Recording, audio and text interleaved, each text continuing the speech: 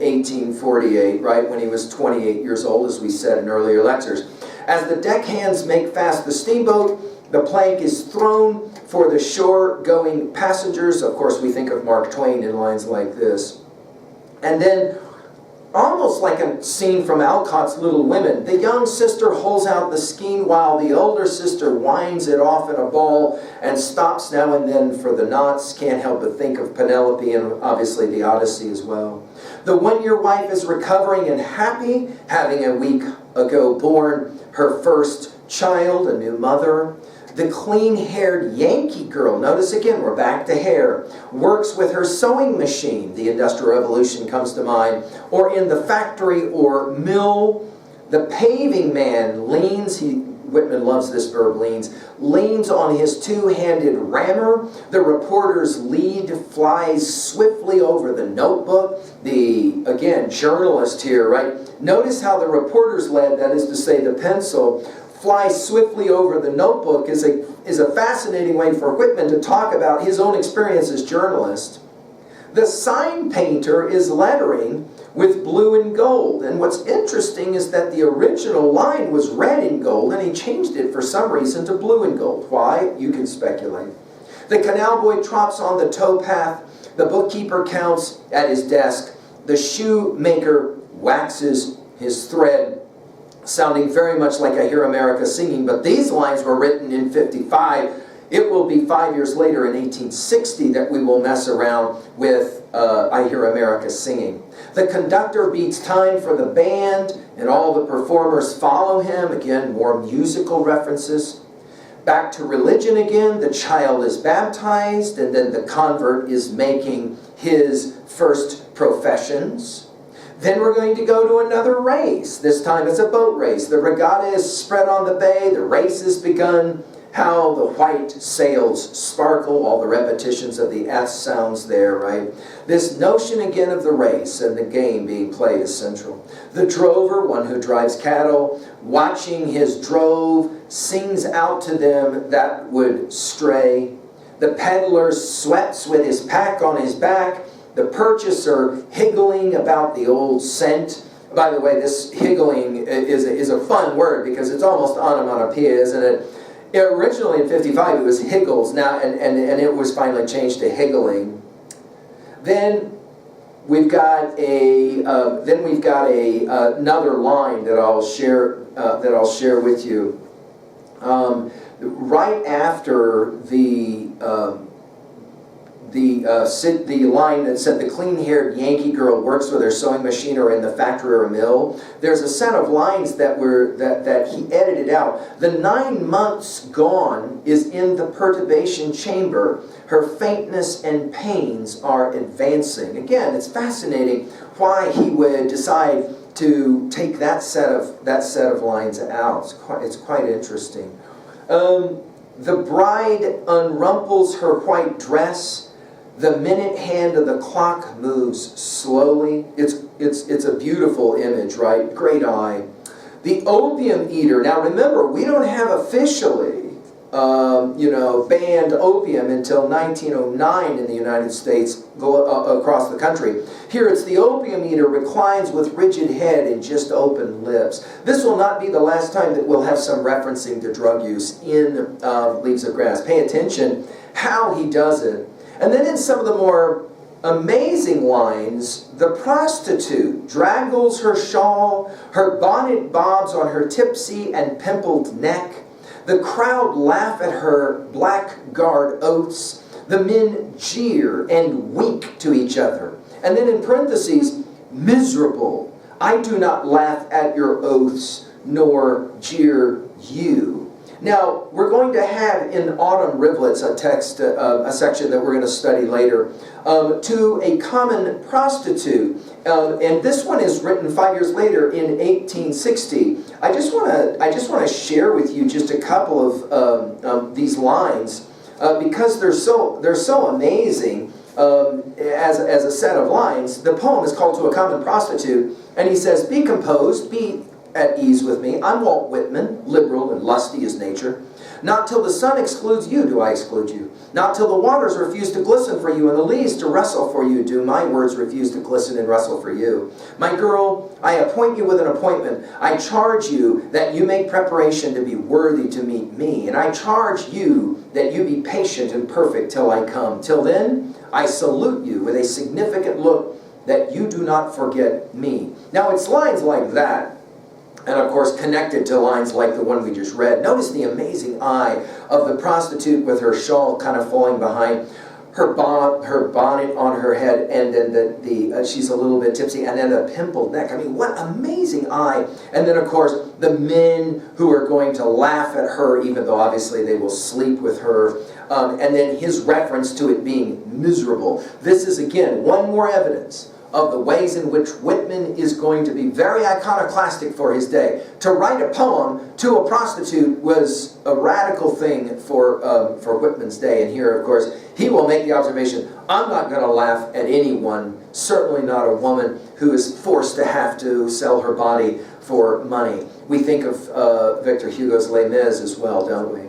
And then the president, and he's obviously using a term that we said when we did starting from Pomander passage 6, which begs some interesting questions, because by the time this poem is, collection of poems is published as the deathbed edition, we obviously ask the question, which president from 1860 to 1881, right? It could be Lincoln, it could be Johnson, it could be Grant, it could be Hayes or Garfield. It's fascinating how he says the president, holding a cabinet council, is surrounded by the great secretaries. And then right after that, you're on to the next image. On the piazza walk three matrons, stately and friendly, with twined arms. Interesting image. And then, all of a sudden, we're back to a crew of fish smack pack, repeated layers of halibut in the hole. So we're back to fishermen. It's amazing how he jumps all over the place. The Missourian crosses the plains, toting his wares and his cattle.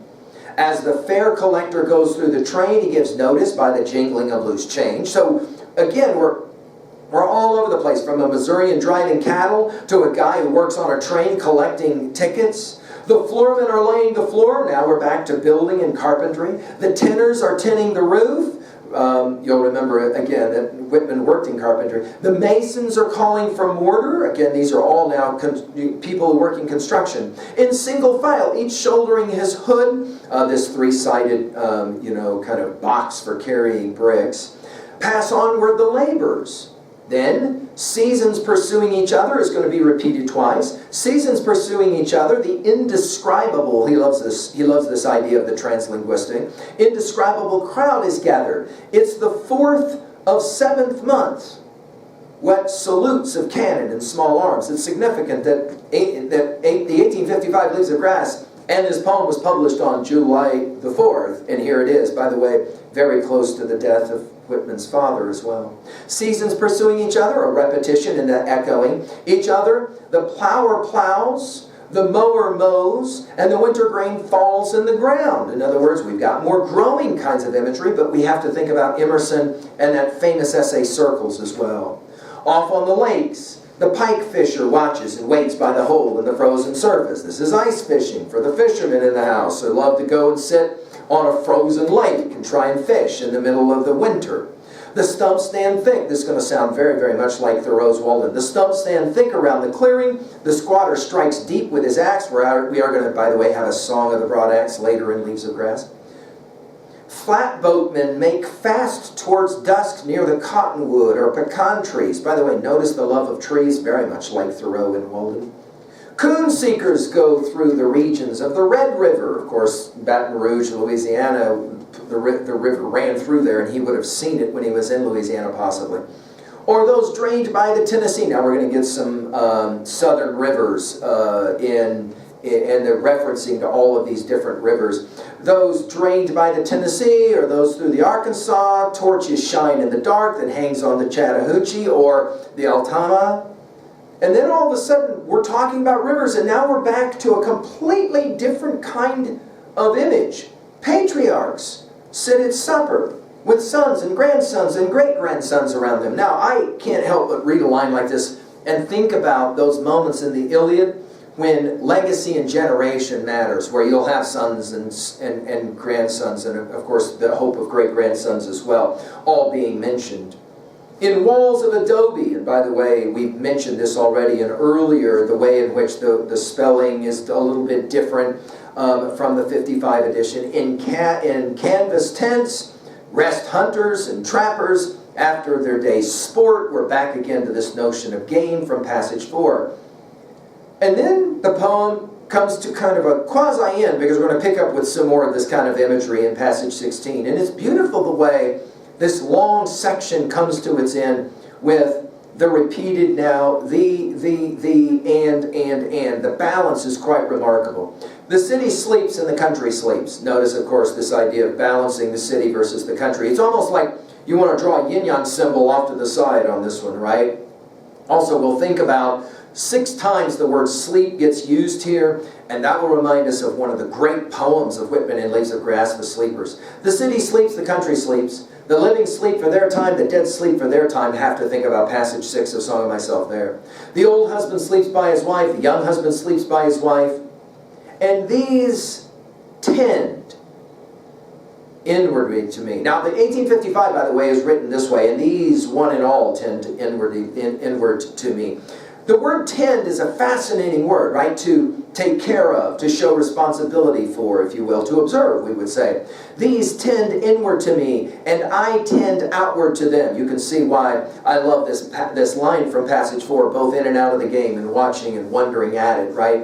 These tend inward to me, and I tend outward to them, and such as it is to be of these more or less I am. It's a very arcane syntax, and you have to read it thinking about his love of Shakespeare's Hamlet and the to be or not to be Act 3 passage, right? Read it again with me. These tend inward to me, and I tend outward to them, and such as it is to be of these more or less I am. And of these one and all I weave the song of myself. By the way, this final line was not in the 1855 edition.